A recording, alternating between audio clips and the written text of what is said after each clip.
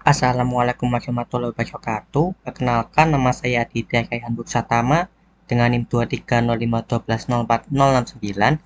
Pagi ini ingin menyampaikan tentang sistem keamanan Facebook yang menerapkan teknologi-teknologi keamanan. Untuk pertama-tama, sebelum kita mulai, apa itu Facebook? Secara singkat, Facebook adalah layanan daring media sosial dan jaringan sosial yang dimiliki oleh raksasa teknologi Amerika Meta Platform. Dibuat pada tahun 2004 oleh Mark Zuckerberg bersama rekan-rekan mahasiswa dan teman sekamarnya di Harvard College, yaitu Edward Saverin, Andrew McCollum, Dustin Moskovitz, dan Chris Hughes. Namanya berasal dari direktori Facebook yang sering diberikan kepada mahasiswa Universitas Amerika. Anggota awalnya terbatas pada mahasiswa Harvard, secara bertahap berkembang ke universitas-universitas lain di Amerika Utara, dan sejak tahun 2006 untuk siapa saja yang berusia di atas 13 tahun. Hingga Desember 2022, Facebook mengklaim 3 miliar pengguna aktif per bulan dan menduduki peringkat ketiga di seluruh dunia di antara situs web yang paling banyak dikunjungi. Selanjutnya, yaitu pentingnya keamanan data. Facebook adalah salah satu platform media sosial terbesar di dunia dengan miliaran pengguna yang berinteraksi setiap hari.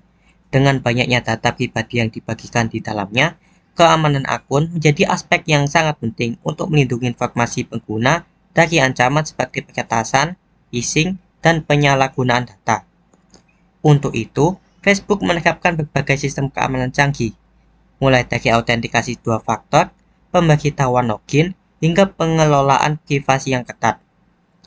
Dalam pembahasan ini, kita akan mengeksplorasi bagaimana Facebook menjaga keamanan penggunanya, serta langkah-langkah yang dapat diambil untuk meningkatkan perlindungan akun secara optimal. Di sini ada beberapa kemungkinan masalah keamanan yang dialami oleh pengguna Facebook. Pertama, yaitu peretasan akun. Pertama-tama, untuk peretasan akun sendiri ada beberapa macam peretasan yang dapat terjadi pada akun Facebook kita. Yang pertama, seperti ada credential stuffing, yang dimana jika pengguna memakai kata sandi yang sama di berbagai platform, peretas dapat mencoba data login yang bocor dari situs lain untuk memasukkan ke akun Facebook. Metode ini berhasil jika pengguna tidak mengganti kata sandinya setelah terjadi kebocoran data di platform lain.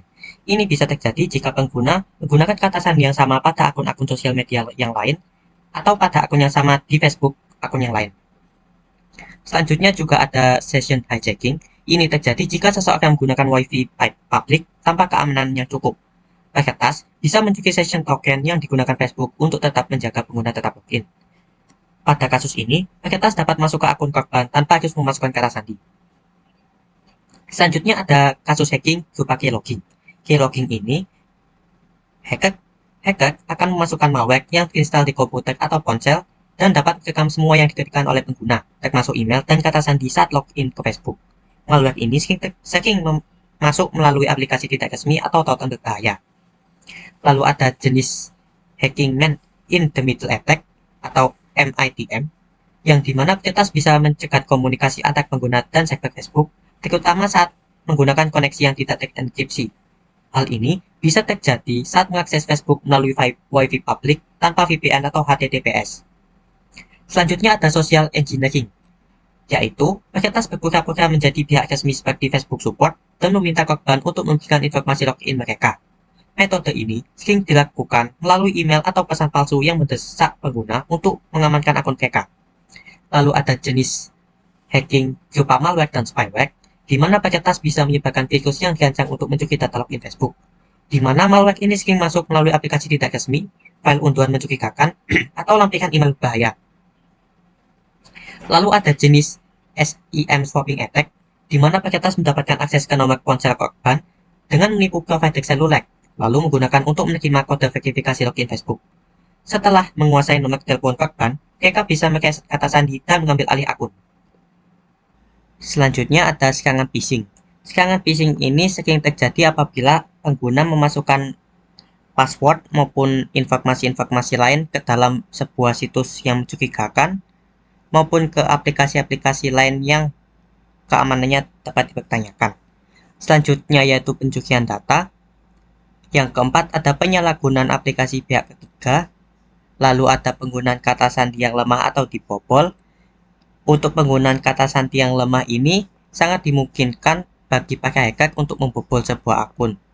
Selanjutnya ada login di perangkat yang tidak aman seperti di warnet atau di komputer-komputer yang bisa diakses banyak pengguna. Selanjutnya ada serangan brute force dan akun di cloning. Brute force attack sendiri yaitu peretas mencoba berbagai kombinasi kata sandi menggunakan software otomatis hingga menemukan yang benar. Teknik ini biasanya bekerja jika kata sandi pengguna terlalu pendek atau mudah ditebak. Lalu, untuk cloning sendiri, yaitu peretas membuat akun Facebook palsu dengan menggunakan foto dan nama korban untuk menipu teman-temannya. Akun palsu ini bisa digunakan untuk meminta informasi pribadi atau melakukan penipuan. Untuk cloning sendiri, biasanya kerap terjadi pada influencer-influencer yang terkenal atau pada akun-akun yang memiliki banyak follower. Selanjutnya saya akan membahas fitur keamanan di Facebook. Yang pertama ada autentikasi dua faktor atau two-factor authentication atau 2FA.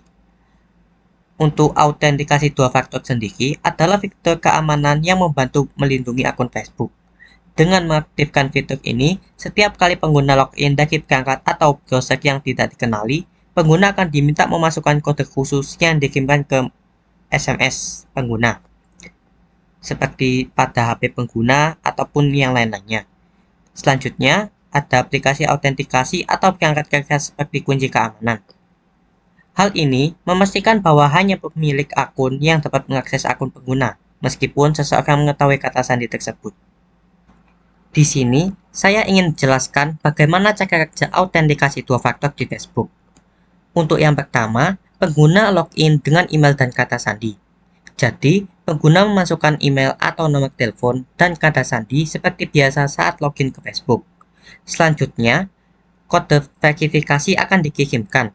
Jika login dilakukan dari perangkat baru atau tidak dikenal, Facebook akan meminta verifikasi tambahan. Facebook mengirimkan kode melalui salah satu metode berikut, seperti SMS ke nomor telepon yang terdaftar, aplikasi autentikasi, semisal Google Authenticator atau Duo Security. Lalu juga ada kunci keamanan fisik, seperti YubiKey untuk perangkat yang mendukung. Untuk tahap ketiganya, yaitu memasukkan kode verifikasi. Jadi, pengguna harus memasukkan kode 6 digit yang diterima untuk menyelesaikan proses login. Jika kode benar, Facebook akan memberikan akses ke akun. Untuk yang keempat, ini adalah cara opsional, yaitu opsi ingat perangkat. Jika perangkat dianggap aman, semisal laptop pribadi, pengguna bisa memilih untuk tidak dimintai kode lagi di masa mendatang saat login dari perangkat yang sama. Lalu, untuk metode autentikasi dua faktor di Facebook, ada 3 metode, yaitu kode SMS, di mana Facebook mengirimkan kode verifikasi ke nomor HP yang terdaftar. Ada aplikasi autentikasi yang seperti dijelaskan sebelumnya, seperti Google Authenticator atau Duo Security untuk mendapatkan kode acak yang berupa setiap beberapa detik berubah. Lalu juga ada kunci keamanan atau security key, di mana menggunakan perangkat fisik berbasis USB atau NFC sebagai lapisan keamanan tambahan. Secara keuntungan autentikasi dua faktor ini yaitu meningkatkan keamanan akun, yang dimana meskipun kata sandi bocor, akun tetap aman karena peretas menggunakan kode tambahan untuk masuk. Lalu juga ada untuk mencegah akses tidak sah, di mana jika seorang mencoba login dari perangkat atau lokasi yang tidak dikenal, mereka akan terblokir tanpa kode verifikasi. Lalu juga autentikasi ini bersifat fleksibel, di mana Anda memilih metode yang paling nyaman atau yang aman. Dengan mengaktifkan 2FA ini, akun Facebook akan menjadi jauh lebih sulit untuk diretas, memberikan perlindungan ekstra terhadap ancaman cyber seperti peretasan atau phishing. Lalu ada pemberitahuan login. Facebook menyediakan fitur pemberitahuan yang akan menginformasikan pengguna jika ada upaya login dari perangkat atau lokasi yang tidak dikenal. Pemberitahuan ini akan memungkinkan pengguna untuk segera mengambil tindakan jika terjadi aktivitas mencurigakan pada akun, seperti untuk mengganti password atau mengunci akun-akun Facebook yang kita miliki agar orang yang mengakses akun tersebut tidak dapat melakukan tindakan yang lebih lanjut. Lalu ada pemeriksaan keamanan. Pemeriksaan keamanan membantu pengguna meninjau dan meningkatkan keamanan akun. Jadi, melalui fitur ini, pengguna dapat logout dari perangkat yang tidak digunakan, menyiapkan perangkat login tentang login yang tidak dikenal, dan meninjau sesi aktif untuk memastikan tidak ada aktivitas yang mencurigakan. Lalu ada kunci keamanan atau security key. Kunci keamanan ini adalah perangkat kertas kecil yang dapat digunakan untuk membantu menjaga keamanan akun Facebook pengguna. Dengan menggunakan keamanan kunci, pemilik akun harus memasukkan perangkat fisik ini ke komputer atau mendekatkannya ke perangkat lain yang mendukung NFC setiap kali melakukan login, memberikannya lapisan perlindungan tambahan terhadap akses yang tidak sah. Untuk NFC sendiri atau Near Field Communication adalah teknologi komunikasi nirkabel jarak dekat yang memungkinkan dua perangkat bertukar data saat berdekatan, biasanya dalam radius 4 cm atau kurang. NFC sering digunakan untuk pembayaran digital, transfer data, dan autentikasi keamanan, termasuk dalam kunci keamanan untuk autentikasi dua faktor atau 2FA di Facebook. Lalu bagaimana NFC bekerja?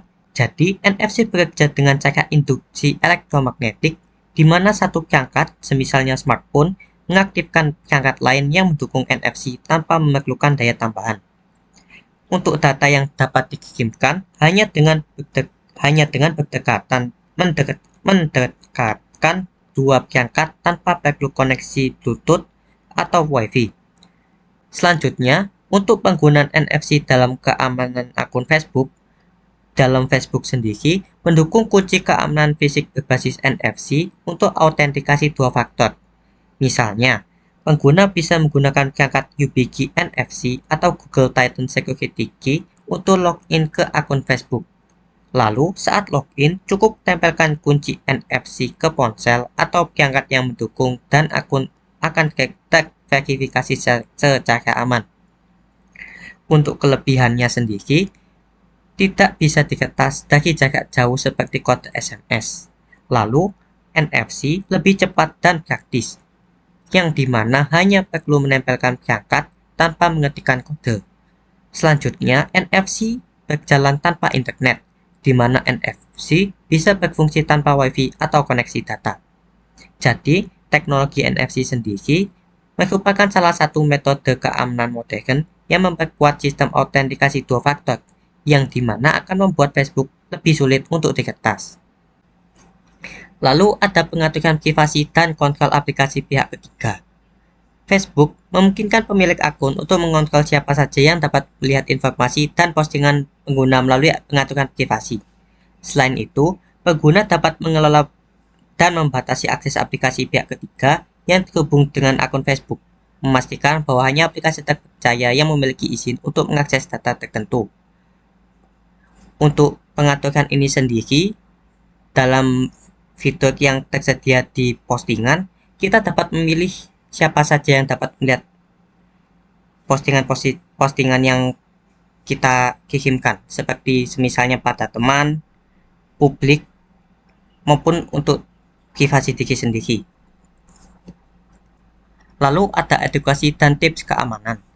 Facebook secara rutin menyediakan tips dan panduan bagi pengguna untuk menjaga keamanan akun mereka. Beberapa saran yang diberikan antara lain, yang pertama yaitu menggunakan kata sandi yang kuat dan unik. Hindari penggunaan kata sandi yang mudah ditebak dan jangan menggunakan kata sandi yang sama untuk berbagai akun. Selanjutnya yaitu waspada terhadap upaya phishing.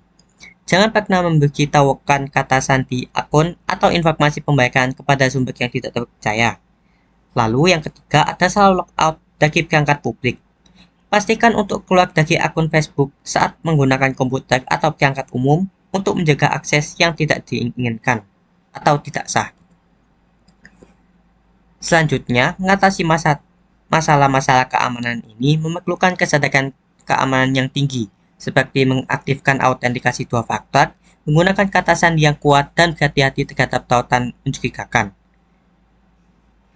Untuk mengatasi masalah-masalah ini sendiri, juga diperlukan pengetahuan tentang kesadaran keamanan oleh pengguna terhadap akun yang dimilikinya masing-masing.